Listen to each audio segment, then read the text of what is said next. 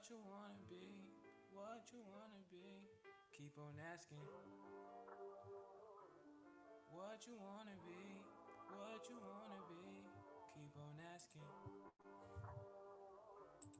What you wanna be, what you wanna be. I wanna be cold. I wanna be cold. I wanna be Kendrick. I just wanna be the GOAT. I wanna be cold. I wanna be Kendrick.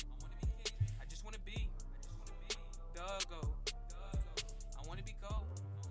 All right, I just put the link too on the chat if y'all want to share with your fam or friends, or if y'all know other people that that we can invite last minute to this conversation. Let me know. We can send them the Zoom link. Something much, much bigger. They call me a little nigga. Whole damn time. I'm about to make this change. I'm about to stay on my grind. White man's words, they try to tear you down. Think that they can define. Think that they're gods. But that's a big, big line. They try to cross us all the time. I'm up in school, trying to learn what I can be. Focused on what I can see. Looking up at celebrities. Only black folk I see. Making real, real, real, real money. Gotta be on the TV screens. And that's real, real, real, real funny. These are things teachers say I can't be. Show me a graph, they just sit there and laugh. Tell me my chances to make it. Show me a graph, they just sit there and laugh. Tell me my chances to make it. Show me a graph, they just sit there and laugh. Tell me my chances to make it. They say what you wanna be when you grow up. I wanna be cold. I wanna be cold. I wanna be Kendrick. I just wanna be the GOAT. I wanna be cold. I wanna be Kendrick. I just wanna be the GOAT.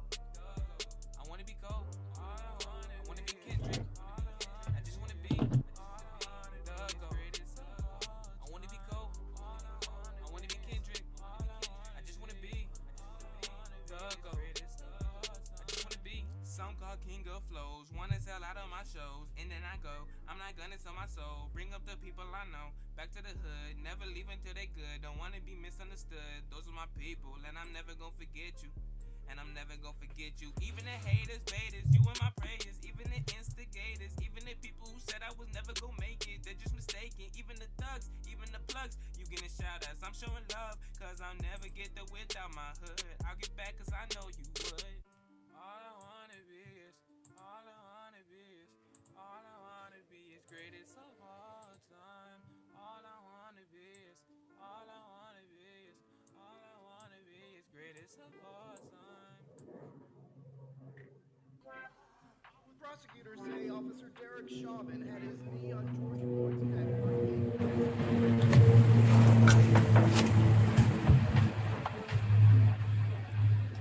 I'm here to talk about some real stuff. I don't need no one else's words, so hush. Just listen for a minute, please. Just listen for a minute, please. I can't continue to see my brothers and sisters murdered on TV because it's hurting them and it's hurting me. I can't continue to see my brothers and sisters murdered on TV because it's hurting them and it's hurting me. More like killing me. Police turn to the enemy. They turn so evil the energy. Fills you with rage and empathy. I mean, our brothers and sisters getting killed every day. Can't do nothing but stay here. I sit and lay here. On my knees I pray here. We can't change the ways of so many generations. Trying to switch the path of the nation. But I guess it's our fault for thinking we could change. For thinking you could change. I can see that we were wrong to believe in peace. Maybe in the future, maybe in the future, I can see that we were wrong to believe we had peace. Maybe.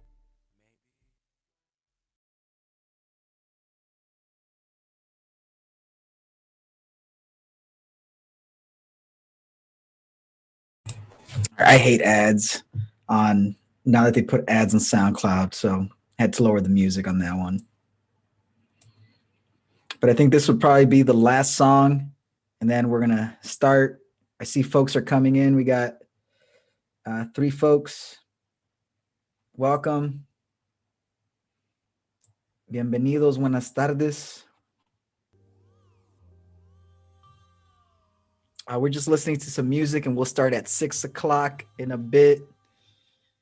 Thank you, everybody, for coming back and tuning in. I've been having visions lately. I seen places like the visit, maybe. A1 kicks, A1 crib shit.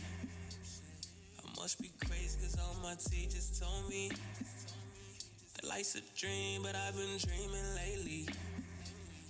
Amongst the stars, but I'm a supernova. Keep you spark in due time, watch me blow up.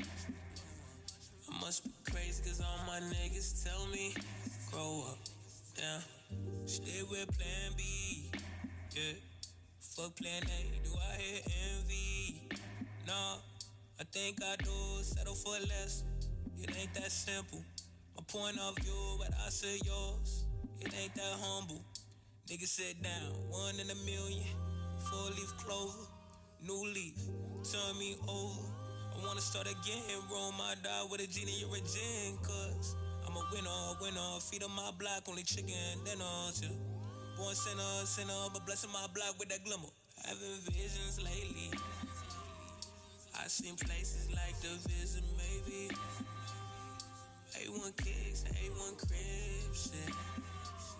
I must be crazy cause all my teachers told me that life's a dream, but I've been dreaming lately.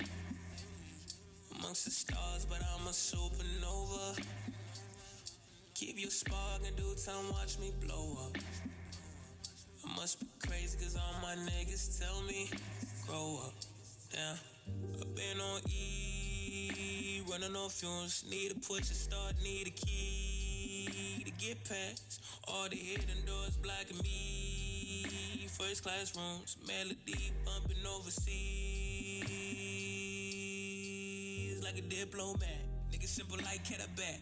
Can't wait to hear they tip for tat. I lead a mumble shit for the pampers. Short bush, shorty accusing me of the All right, slam. welcome, everybody. Black man running, get your back. All right, let me lower the music. Hopefully you all are enjoying or enjoyed the tunes and you all are enjoying your weekend.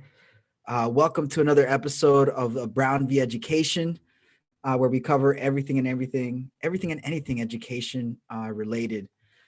Today is episode 2, and we're going to be covering the topic of should we reopen schools back to in-person instruction. Also, in today's episode, we are going to be giving away 2 gift cards. And also, I'm going to be introducing some folks. I'm going to be introducing my co-host and our guest. So I'm going to turn it over to my co-host, Favor, if you want to introduce yourself. Hi everyone. I'm Favor. I'm a junior at East High School. I am also an avid student. I am interested in political science and law for after high school, and I like to read. Thank you, Favor. Do you want to introduce who our guest speakers are today?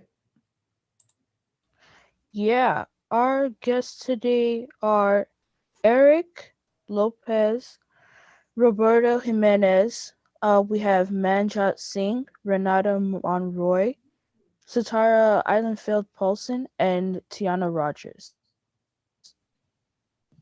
Sweet, thank you. And for those that are tuning in on the YouTube stream, if y'all want to start throwing in the chat and here too, while we're gonna have our guest speakers introduce themselves and give us a little bit of background of who they are. But for those that are listening and for those that are watching us, the warm-up question is, if you had to redo high school all over again, what would you change about your educational experience, or how would you like your education experience to be the second time around? The other question would be, what are some things that you would keep the same and why? And I'm going to turn it over to our first guest, Roberto Jimenez. Roberto, if you want to introduce yourself and maybe answer one of those questions. Hi, my name is Roberto. I'm a 12th grader in East High School, and Well, I'm currently on track to studying for architecture at METC, and something some things that will want. Wait, what was the question again? For Let's say you had to start high school all over again. Let's say you had to do ninth grade all over, and you had to do the entire experience. What are some of the things that you would change or that you would want to keep the same? um, I would change me personally. Like Yeah, I would go and work hard for my grades instead of slacking it off. To be honest, because right now it's affecting big time. To be honest, when it comes to scholarships and stuff like that. So yeah, so second time around, starting a little bit stronger. yeah, and keeping it strong until the end. For sure. Well, thank you. Let's see. I'm going to turn it over now to our next guest, Eric. Yeah, hi. I'm Eric. I'm also a student at East, and I used to go to West before this. And I'm a senior at the moment. And I'm also a senior. I should change something about my education. I probably changed my whole attitude towards it. I remember back in ninth grade, I was a best student. Same with sophomore and junior year. I didn't actually care about my education like now. Eric, Eric, just to let you know, I'm getting some static. So sorry, I could only hear a little bit of what you were saying. Oh, were you? Okay. Yeah. And in the meantime, while you're getting your signal, so somebody, so Aurora in the YouTube chat said, I would definitely change my whole high school experience by doing what I had to do, like work and getting things done. So kind of Aurora in our chat is saying the same thing that Roberto was saying. I completely agree. I would change that. Actually, on classes too. That would be something I do. Thank you. Sweet. Well, thank you. Let's see. Favor, what about you? If you had to do like high school, ninth grade all over again, what are the things that you would change or keep the same? I would definitely start playing sports earlier, and I would join a lot more clubs. Because I started doing that like sophomore, junior year, and I wish I started that earlier. Okay. Yeah. I mean, I think I agree with all of you. If I had to do ninth grade year all over again, and also like for me, I was the new kid. Like I had moved around from a new neighborhood, and I started school late in San Fernando, and I had to like basically meet new people all over again. So I don't know. There's so many things that I would have done a lot different, but definitely at least getting my work done, that GPA, and just luckily I still made it to the university level, but I feel like I could have prepared more. All right. Well, thank you all for sharing, and thank you all for the folks. Thank you, folks. The folks that are tuning in on YouTube. Hola, Miguel, Mike, Aurora, bienvenidos, welcome. So for this segment, you all just came in. We just introduced ourselves, and right now, what we're going to be doing is it's the end of Black History Month. If y'all didn't know that, and I hope that you all are taking the time to learn more about Black history, because Black history is American history, and just because Black History the month is going to be ending, that doesn't mean that learning has to end. Also, March is the beginning of Women's History Month as well. So to end this month, the person that we're highlighting today is Phyllis Wheatley. Phyllis Wheatley was an African-American author. She published her own books. I think the first poem that she published, she was 13 years old. So very young. And also what she was brought over, as a slave from Gambia. And then right away, it took her 16 months, so about a year and a half, and she was quickly able to read English, Latin, Greek, British literature, like the King James Bible. And also she studied astronomy and geography. So, she basically was a pioneer for Black women writers.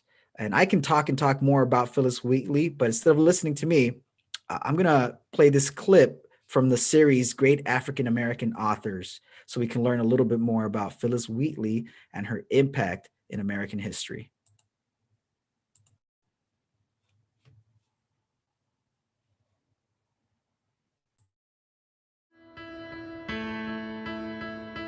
Today, not enough people know that America's great literary tradition traces back to a woman. A Black woman living as a slave in Boston, Massachusetts. That woman, made free by the power of her poetry, was Phillis Wheatley. Phillis Wheatley's journey to fame as a foremother in African American literature began here, in the bowels of a ship designed for the importation of Black slaves. Kidnapped from her native Senegal in West Africa at the age of 7, she endured the infamous Middle Passage route to Bermuda and eventually ended up in Boston. There, ragged, ignorant, and exhausted, she was sold at a slave auction to the family of a tailor, John Wheatley. There are stories around Phillis Wheatley that people are less familiar with, even as they're familiar with the poetry itself. So some stories suggest that she was seen as a young person writing with charcoal. And she just picked it up off of the ground and started to make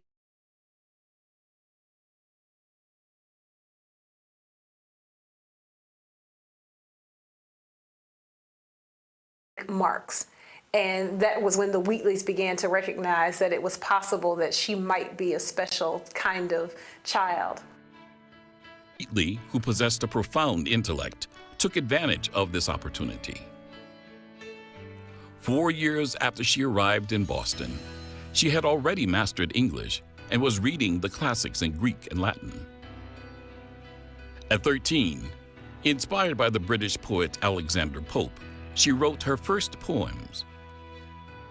Through her slim volume of poems, titled Poems on Various Subjects, Religious and Moral, Phillis Wheatley founded 3 distinct intellectual movements: the American poetic tradition, the Black literary tradition, and the women's literary tradition, all in her second language, English. Here's a reading of On Being Brought from Africa to America, a poem she wrote of her personal experience of enslavement and her religious beliefs that freed her. 'Twas mercy that brought me from my pagan land and taught my benighted soul to understand that there is a God and a Savior too. They die. But remember, Christians, that Negroes black as Cain may be refined and join the angelic train. On Being Brought from Africa to America by Phillis Wheatley. I take a poem like On Being Brought from Africa to America as deeply ironic and deeply sarcastic. And the language actually supports it. So if you do a formalist reading of the text, which literally takes line by line, word by word, to see what the context is and to understand the poem, then we can make a case for it being very sarcastic. So she uses words like pagan, and she puts it in italics. I think that she's playing on pagan to begin to look at the Latin derivation of the term, which is clear about Christianity's debt to paganism. So suggesting that she comes from a pagan land is actually suggesting quite probably that she comes from a land that has a religion that is older than Christianity and that Christianity is in debt to. So she need not be brought to America for mercy to have her soul saved. Because of her intellectual achievements, Phillis was granted her freedom in 1774. She married another free Black, John Peters, and continued to write until her untimely death at age 31 in 1784. All right. Hopefully you all learned something new or, added a little more knowledge to your brain. At least I know I did, or I learned something new all the time. And thank you all. I've been monitoring the chat as well. Make sure I'm not muted. Nope. Okay. So some of the more comments that folks were saying, going back to what would you do differently? Somebody said I would not hang out with anybody and be more tech involved, or they would not hang out with the folks that they surrounded themselves in. Maybe they didn't have like a good social circle. Somebody also said that I saw my transcript in order to graduate and I only needed 9 damn credits. Unbelievable. So again, it's the refocusing and starting off strong in the beginning. Thank you again, all of you who are active in the chat. So right now we're gonna give this gift card away. I have a $10. Oh, you can't see it because of the green screen, but I have a $10 iTunes gift card giveaway, and I'm gonna give you some hints, and you all just guess who this person is, and the first person to guess it right, I will send you this gift card. So I am monitoring the YouTube chat. Here is the clue. Or actually, do any one of you want to read it for our guests? Does anybody want to read the clue out loud? Got you. I can read. I'm illiterate. All right. He was born January 31st, 1919. He was named after President Teddy Roosevelt, was an amazing athlete and the first person to break the color barrier in his sport. He proudly served as a lieutenant in the U.S. Army. You may also know him as 42. Who am I? All right, folks, those in the chat, I'm going to play a song. You got about, according to the song, you actually have a minute exactly to figure it out. Who is this person? Who is it? 42. Batter up. I think that's a hint.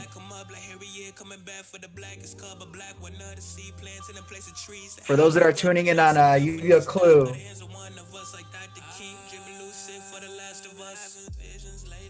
Oh, snaps. Okay. Somebody got it. Hold on. Let me pause it. Let me pause. So KVNG Matrix got it with Jackie Robinson. All right. Congratulations. I'm going to send you over this iTunes. I also know that I follow you on SoundCloud. So we'll communicate. I'll direct message you, or you can direct message me, and I'll get you that iTunes gift card. Congrats. It is Jackie Robinson. Jackie Robinson debuted for the Brooklyn Dodgers on April 15th, 1947. And if he was alive today, one of the quotes from his era that still would ring true today, which is kind of creepy and sad, is that the right of every American to first-class citizenship is the most important issue of our time. And I believe that if Jack, Black Lives Matter. So, and again, his quote, very powerful still today. All right, so we gave that gift card away. So here's some announcements. The music that I was playing, the music in the beginning of the podcast, it is from a local artist from Madison. He goes by Gatman. You can follow him on Instagram by searching VILIJ, and he's going to be on the next season of Rhythm and Flow. So check him out. He's a great artist, a great kid. And the other announcement is that, I'm providing the gift cards, but also any funds, if y'all want to donate, my Venmo is on there because that money gets used and it goes back to the classroom. So those are the resources. I try to bring resources into the classroom, and by you contributing, you definitely help out. Do any one of you of the guests or a favor have some announcements, some community announcements y'all want to shout out? No, I don't have any. Yeah, neither do I. All right. And Roberto says none as well. All right, cool. Well, then let's jump right to it then. So this is what we're here for. Let's have this discussion. So what you're all seeing on the screen, for those that are tuned, for those that are listening or going to be listening to the podcast on iTunes at 8:00. So right now, the Dane County cases for COVID that we have so far, Since it all started, we have about 42,000 cases and 296 deaths in Dane County. In Wisconsin as a whole, there's been 617,000 total cases with 7, and also from the New York Times. So this is the most current data as of February 27th. So just throwing that data out there. And with that said, I'm going to throw it over to Favor, who's going to be asking our questions. All right. So hold on. The first question is, how has your virtual experience been so far compared to online learning? And that was a typo, I think, compared to like in person. My bad. That was my typo. Oh, okay. So like compared to in person, how was your virtual learning experience so far? Are we gonna go in order on how we answer, or? Yeah, I think we can do that. Okay. I'll go. Wait. I'll go first. One can go first. Yeah. All right, for sure. Um, Compared to in-person learning, I honestly I prefer virtual learning. It's a lot easier, or it's easier for me. It's a lot less stressful to be in a class, and I don't know what it is about classrooms, but they always make me really tired. But it's a lot easier to pay attention when I have like a computer screen in front of me. Um, but yeah, so for me, it's been good so far. I've enjoyed it. It's really nice to um, not really have to stress too much, I guess, or stress as much.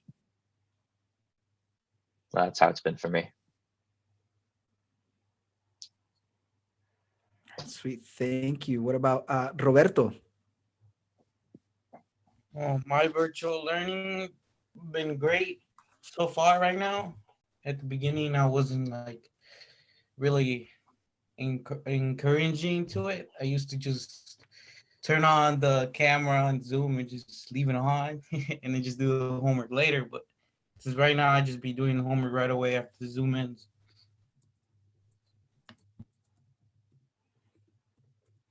How long did it take you then to get it? Both of you, how long did it take you all to get adjusted to this new style? It took me like 2 months. I think it took me about a good couple of months, because having to like find everything and get everything in order, because a lot of documents on a computer. In paper, it's cool. It's nice to have like the physical copies, because it's easier to keep track of in my head. And I'm like, oh, okay, I know where I put that. But on the computer, it's like, okay, which folder was it? Because I don't color code anything. I don't name anything. Is it number one or number two? But after getting past that and getting an organization system in place, it's been a little bit easier keeping track of all my stuff, assignments and whatnot.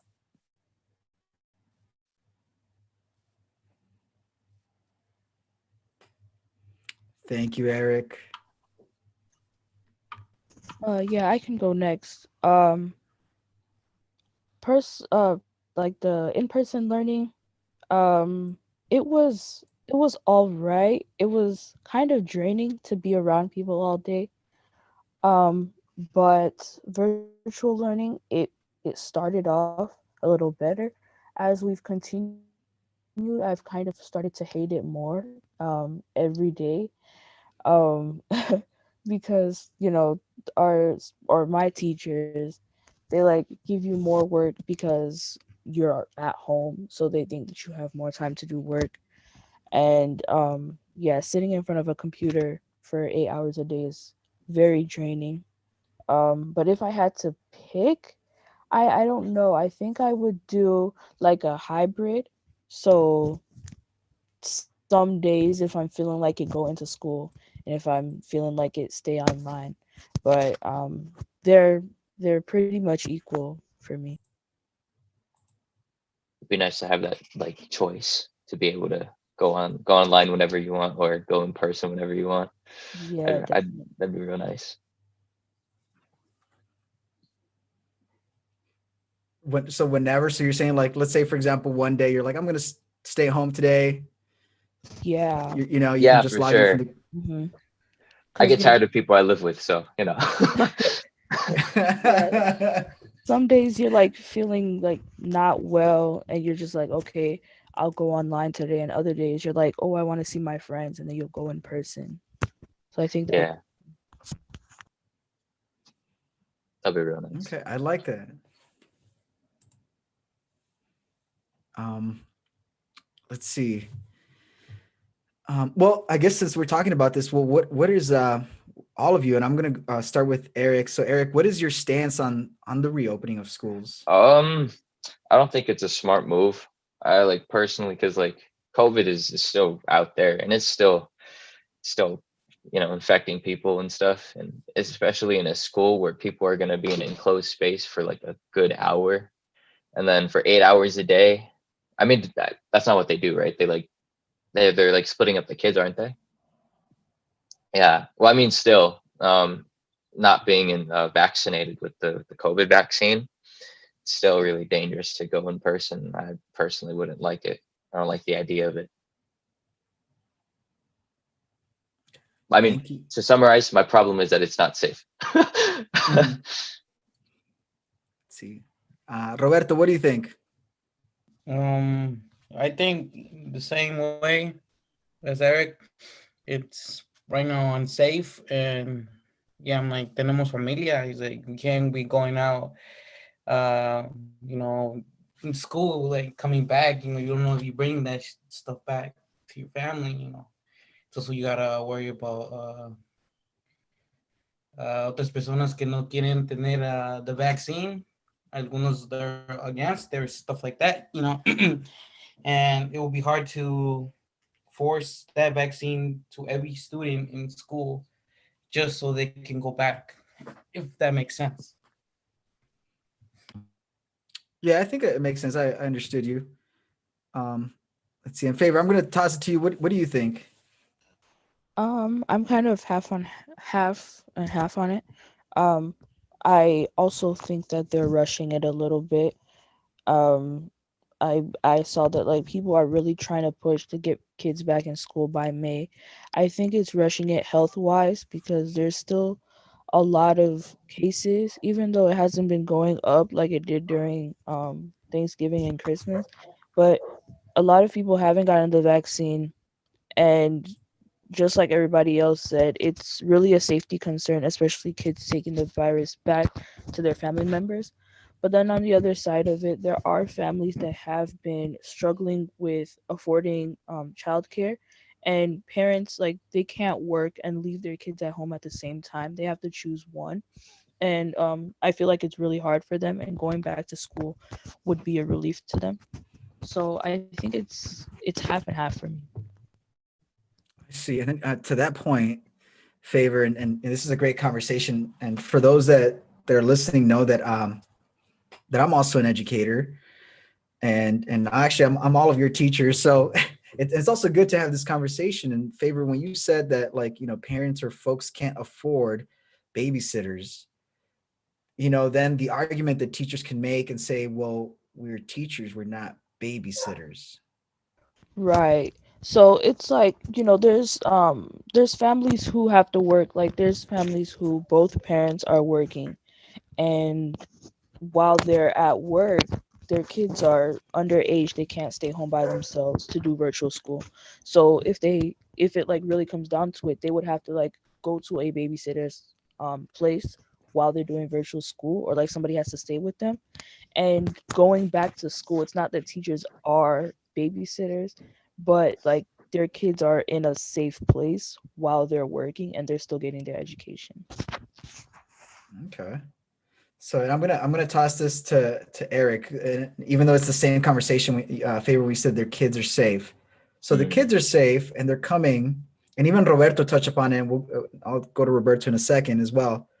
But let's say a parent who has to go to work, uh, um, you know, transmits or has the disease, passes it to their child. The child's sent to school, and they're asymptomatic, or they're not showing any symptoms. Teacher there as the babysitter taking care, outweighing like, okay, we're saving the parents, saving money from not getting a babysitter. But then I don't know, I guess thinking about the teacher as well from that position, is it fair to put a teacher, let's say, for example, at the school that we all attend and I work at, a lot of the teachers are not young per se. Mm-hmm. So I guess I'm just thinking about that in that sense. Like, what about that idea of like sending kids as like educators as babysitters, but then again, putting our lives at risk, and like where's the teacher saying all of this, and what safety procedures should be on there for teachers? I like the two sides. I like the idea that like if parents can't take care of the kids, the second option is to send them to school where they know they're safe, they know where they are, plus education. But then on the other hand, teachers will probably get sick, and is it worth it to risk that for the parent to save some money and ease of mind? I think I'm on the teacher side for this one. I do think that maybe like it's probably teach your kids some independence. I don't know. But in all seriousness, I do think that maybe like maybe spending a little extra money, or maybe getting a family member, an older one, to take care of the kid while you're at work or something, or someone who can spare the time. I mean, especially during the pandemic, there's not a lot of people who can spare the time, but if you can, go through that extra effort to do so, then it'd be worth it to for the teacher. It'd be thinking about them, I guess. I honestly, I wouldn't be able to come up with any like anything to put in place, like any rules or anything to put in place so teachers can feel more secure and safe. I guess that would be up to the teachers. Like let me ask you this: what would you feel would be appropriate in this during the pandemic? What would you want to be put in place? Oh man, you flipped it. Okay. Yeah, look at that. Yeah. Right. No reverse. Great question and great reversal there. To be honest, like from being in all the meetings that I've been in and hearing all my colleagues, and thinking about them and their families and like the struggles. Again, I agree that we shouldn't reopen the schools. And if for some reason they do want to reopen the schools, I think all teachers need to be vaccinated. But even, last week, we had the news report come out that the teacher vaccinations here in Wisconsin or in Madison were pushed back 2 weeks. So like you're trying to, and I know that there's a CDC or like there's a guidance that was sent to us by our superintendent saying that we don't need the vaccines to go back. But how can we really say that? It's like when they don't even know the effects yet. So I guess for me, it would be just vaccinations for teachers. And also, in terms of like social distancing, are there good social distancing procedures in other schools that are already doing it that we can do it at our school, and to make sure that it can be followed? If that makes any sense. Yeah, no, that totally makes sense. In that case, I feel like it'd be up to the student participation or student cooperation, and same with teachers. It'd be like a joint effort to make it as cleanly and safe as possible for everybody to study and educate over there.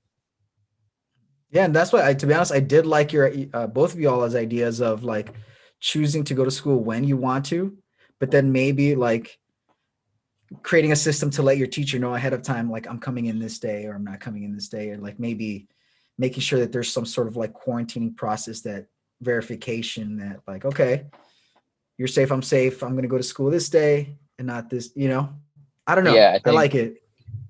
I think maybe if students actually start responding to the Google invitations, the yes, no, maybe that would help a little bit, just a little bit. I'm sure a lot of them don't actually respond to that. Favor, go for it. Yeah, going off of what Eric said, I personally think that we're not on different sides. I feel like Hmm. it's teachers and families versus the problem.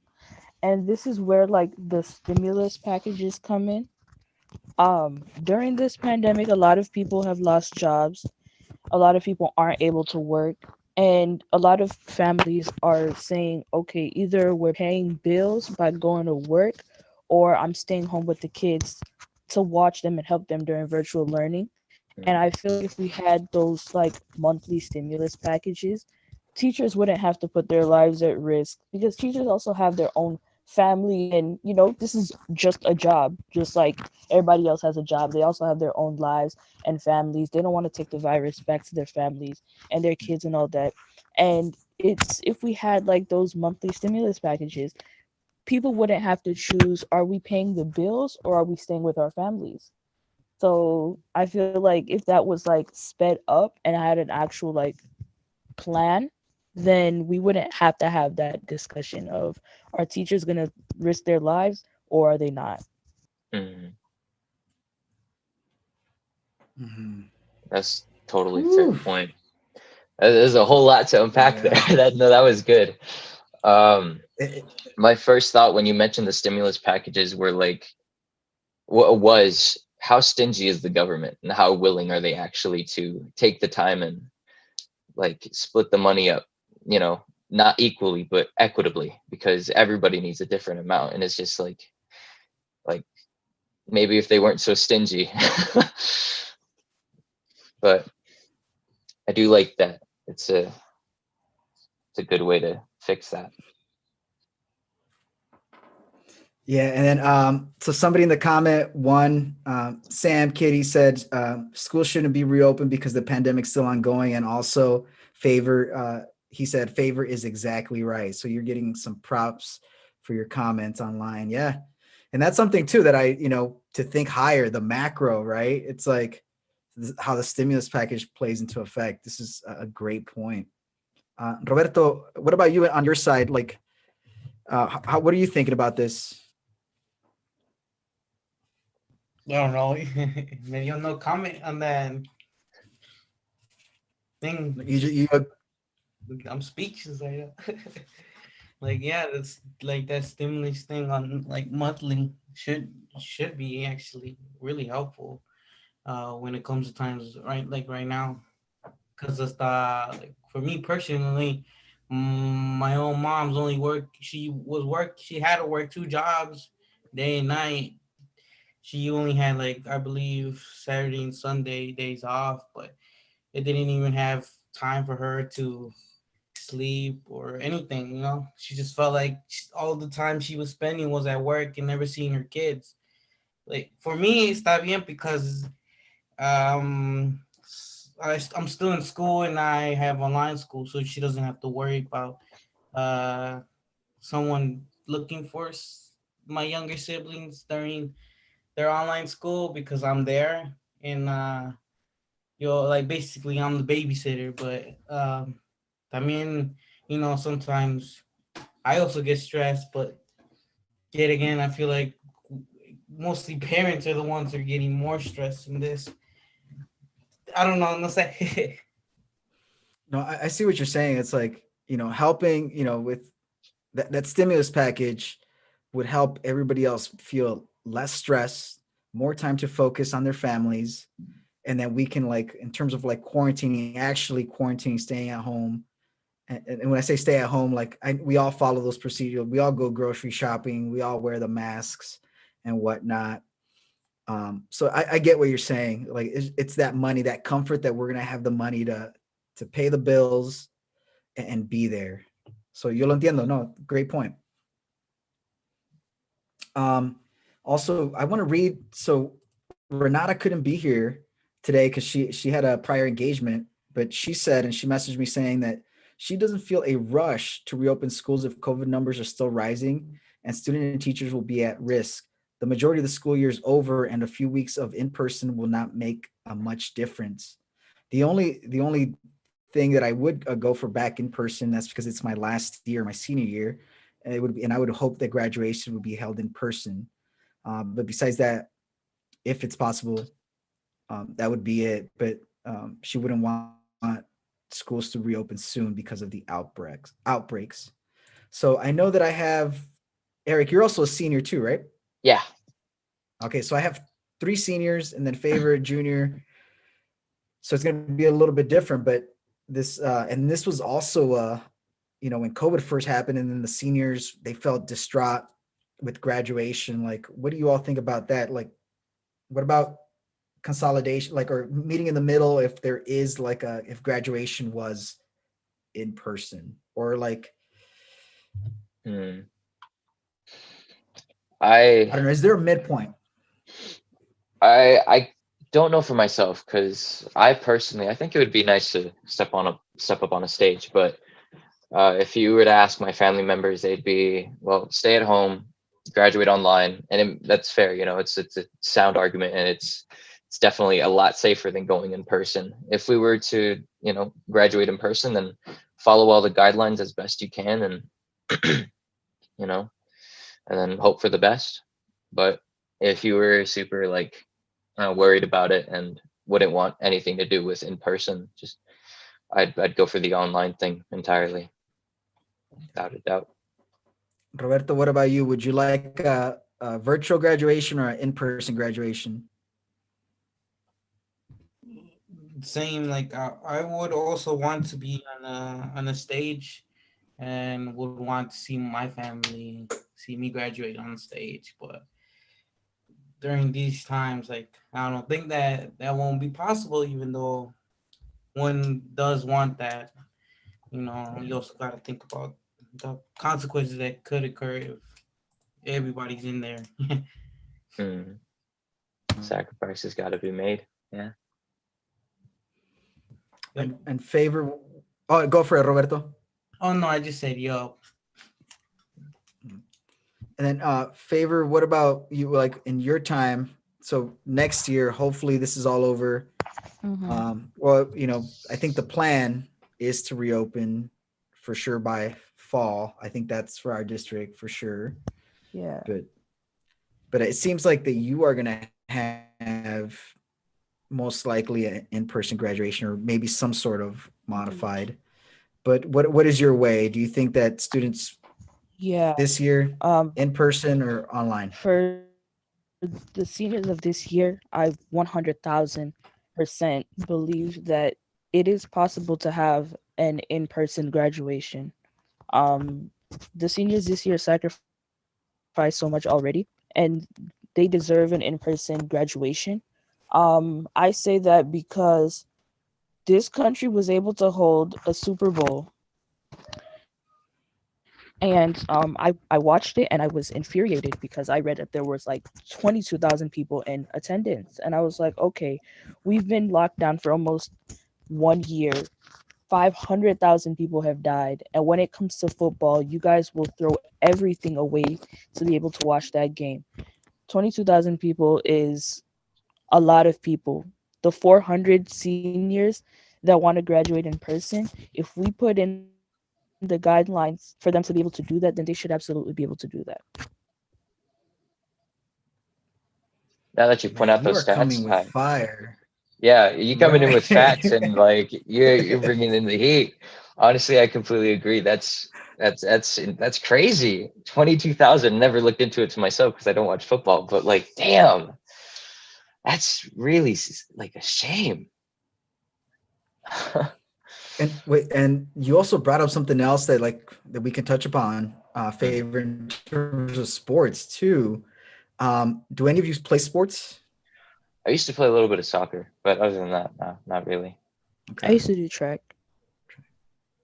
Nah, I mean, No. it's my foot. I always get scared if I'm gonna break a leg or something. Me too. It's all fair. Yeah, it's okay. Yeah, I tried out for my football team, and then I stopped and I went to work. I'd rather make money. But one of the things that so with schools reopening, the other question too is with sports, and it seems, and I do have a couple students who are in different, like they're in soccer, or they're in basketball and football, and they're getting the message that with the reopening to start getting ready for training. What are your thoughts on that too? Like our school having athletic or sports competitions, should we not? You know, if we're having virtual, should we have sports? That's I honestly think no, in my opinion. I don't think it's like, to some people maybe yeah, because sports are probably a big part of their life. It's a big part of the culture here in America because you see it everywhere. Baseball, football, soccer, not soccer so much, but everything else. Um, but like to people who don't really play sports as much and it's not really, they don't revolve around it, it's not worth it in my opinion. It's just too close contact, and you don't know where people go. You don't know if they follow the guidelines themselves. You don't know if they're asymptomatic. You don't there's a lot of you don't knows, and there's a lot of what ifs. It's just like, well, if there's too many, then might as well just stay home and cancel the whole thing altogether until it's passed, in my opinion. Let me know what you guys think. Favor. What do you think? Yeah, as someone who does play a sport, I asked the question, do you choose sports or would you choose sports over the safety of yourself, your family, and people around you? I would choose the safety of myself, people around me, and my family. And I think that until we are safe enough to go back to school in person, we shouldn't start sports. Just like Eric said, there are too many what ifs, we don't knows. And I think that it doesn't make sense to risk it just to, play a sport. Okay, because I do have a student athlete who was supposed to be another student athlete who actually the reason why they're not here is because they're at practice actually right now, and to them this was their only their scholarship. This was their ride for college, to pay. What do you say to a lot of the athletes out there who they were banking on this and like because of whatever financial situation? And before I throw it on to anybody, because I haven't heard from Roberto, what do you think? Somebody who's been banking on, who they've spent 3 years working on their craft to get noted for college, and then they can't play their last year. I mean, if I had that opinion, I mean, if I was in that situation, I would have felt really disappointed because like you said, some of them are relying on that scholarship, and yeah, like I don't know, but just I feel I would have felt disappointed. I don't know. Hmm. I'd be very conflicted. I don't know. I'd be like, well, my whole future and then the whole present, it's just really hard. I mean, if you lived alone, then it'd probably be a lot easier because then you don't have anyone to come home to and you don't have anyone to pass it on to and whatnot. And then it'd be just to and fro, just from the training and then home if you follow guidelines and whatnot. But being in a home situation with siblings and parents and grandparents possibly or whatever, yeah, I'd be very conflicted.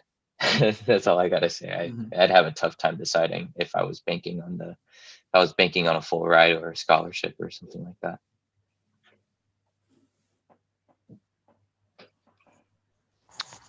Yeah, it's honestly a very sad situation. And I think this is where we ask the question, why are we banking on 4 years of playing a sport to be able to pay for college? Why is it that I have to, give my all in 4 years of a sport to be able to pay for college? Why isn't it that college can be accessible for everybody? So it is very sad. And I think for the future, we have to start asking those questions. Is it really worth it to play a sport for 4 years and then find out that you're not going to be able to get that scholarship? And why do we have to do that in the first place? Hmm. And for those that are listening, just to let you all know, don't forget the name Favor Olubi. Um, Political science, loves politics. I kid you not, she's going to run for president one day. Um, y'all with heard these it here. questions, I'm kind of I'm betting on it too. I'm having a tough time thinking about these. I'm like, oh man, now I gotta, answer. No, but yeah. Well, let me ask you all of you this difficult question, especially because I will tell you that in Wisconsin, starting March 8th, at least elementary teachers are for sure have to go back to school, and for in-person instruction. Actually, they're required, or the way they're doing it, it's teachers are going to be teaching both in person and virtual. And some teachers have already been doing that. They said it was stressful. It takes about 2 or 3 weeks to get adjusted because you have to pay attention to the students online and the students in your classroom. But I will tell you that the Madison School District, a lot of the teachers are gathering together this week and next week to push back on those reopenings. And basically, in a way, it's, I guess, protest and fighting, and not fighting back, but in the sense of like, some of the things that they're planning to do is teaching in front of the schools, or protesting, like doing during certain things. And also it was said that if they decide not to work, depending on what school and what district you're in, some teachers, they have to go through HR to, basically to get excused to not work and stay virtual. But they have to have a legitimate reason. Otherwise, some teachers are afraid of being fired and let go. So I guess the question that I'm trying to ask is, if students wanted to reopen, and there is, and the district says we are reopening, but teachers say no, where none of us are coming back, would you all support the teachers, or would you all support the, like, no, that we should reopen and some teachers should report? Or I guess that's the debate within teachers too, because some teachers also want to go in. It's like, we can do it, we do live alone, or we do live, where we can do it. But other teachers, they feel that the younger teachers are not stepping up because they're not looking for their back and their health benefits. So what are your thoughts on that? Like, should it be a unifying all schools virtual, or open, or kind of like, how do we tackle this issue? Because there's a big rift. You could take the in-between route where, the teachers who are willing to go in can go in if they like, but the teachers who are completely against it can stay at home and teach virtually if they like. I guess also the problem there would be, like, if the teachers who actually go in are also willing to teach virtual for the students who stay at home instead of going in person. But I support the teachers who say that they don't want to go back, more than the people more than the higher ups, the district, saying that we're reopening schools, they're bringing down the hammer and whatnot. I support the teachers for sure. Because the teachers know best. They know, they're actually the ones on the ground. They're the ones teaching. They're the ones educating. They're the ones, you know, there, instead of the people who are, in their offices, dictating and whatnot. So yeah, that's where I stand. I don't know. What are your opinions? Roberto, what do you think? Should a teacher lose their job if they do not want to come in? No, they shouldn't. Yeah, they shouldn't at all. Because it's like, si es su único job, like, why would they get jobs taken away just because they don't want to teach virtually and person? But like Eric said, like, there could be a method where some teachers can teach in person and some teachers can teach virtually while still helping out. Are we just talking about elementary students specifically, or? Well, since elementary schools are opening up, like right now, high school teachers are unifying with the elementary teachers, and we're going to be going to different buildings and like protesting and basically like trying to push back with the opening. Because then if the elementaries open up, then after that it's going to be the middle schools and then the high schools. Yeah, or they could just wait for this school year to end, because we just have like, what, 3 months? So just, I don't know, hold on for these 3 months y ya luego we come back from summer vacation and we can, I don't know. Yeah, no. Thank you. Yeah, even summer, that's a whole different topic that unfortunately we're not going to have time to cover. But Favor, what about you? What are your thoughts on that with Yeah, I 100% support the teachers because they are people too. They have their own lives and families, and if they don't want to put themselves at risk, then they shouldn't. And they should not lose their jobs because of that. Um, I personally feel like it's way too late to like discuss opening schools for this school year. It's I think it's way too far gone, and I don't know why people are like pushing to open so badly.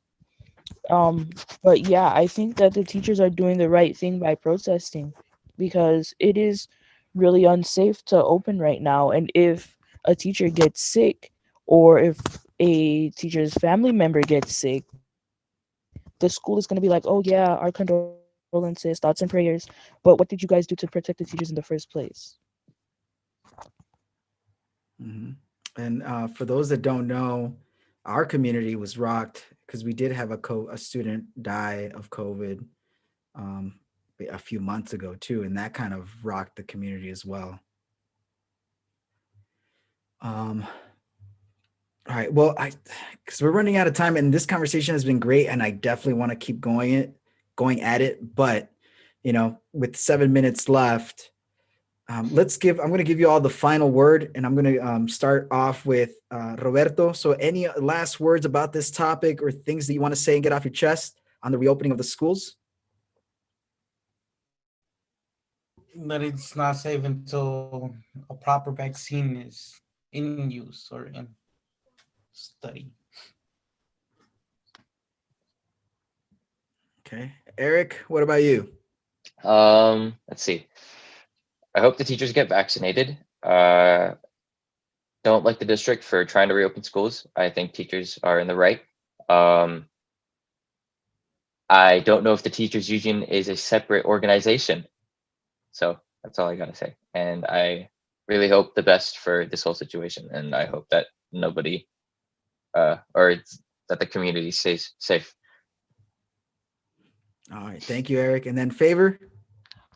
Yeah, lastly, I just want everybody to reflect on the fact that we shouldn't have to have this conversation in the first place, and none of this should have happened in the first place. The pandemic of 1918 to 1920 killed 500,000 people, and this pandemic killed 500,000 people. And we should have better government overview, better technology, but we didn't.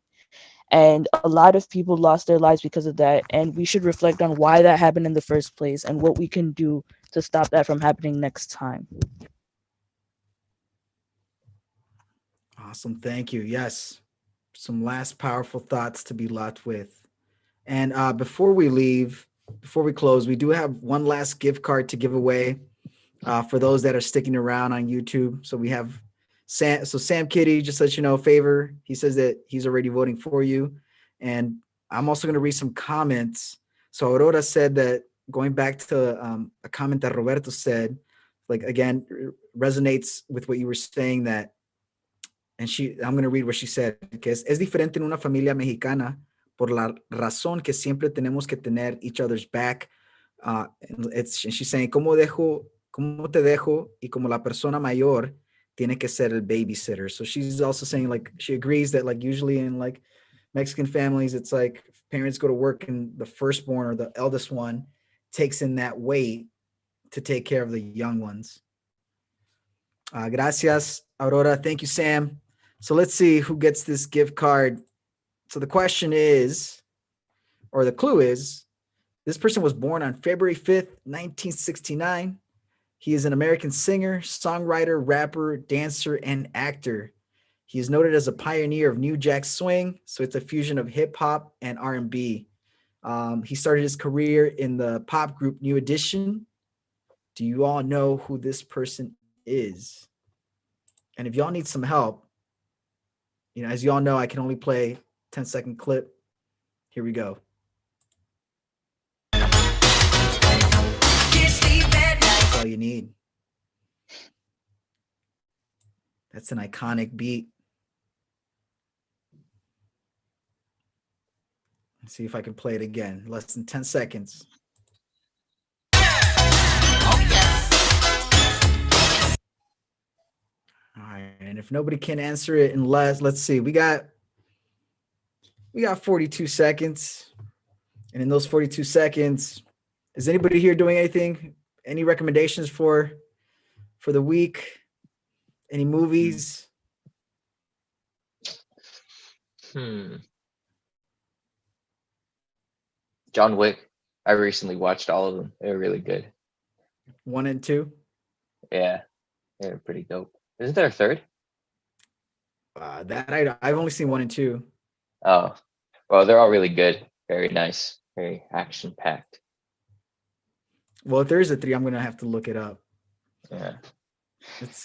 All right. Let's Yeah, see what me too, because I'm probably missing one. All right, let's see. Well, because I know that there is a small delay Yeah. between the stream and us. So let's give them some more time. Favor, what about you? What are some recommendations for folks to watch? If you have Disney Plus, WandaVision, 8 episodes are out. Next week is the season finale. So get into that. You can listen to some Beyonce. She's a legend. I agree. And I did watch WandaVision. I am all caught up, and we'll talk about it.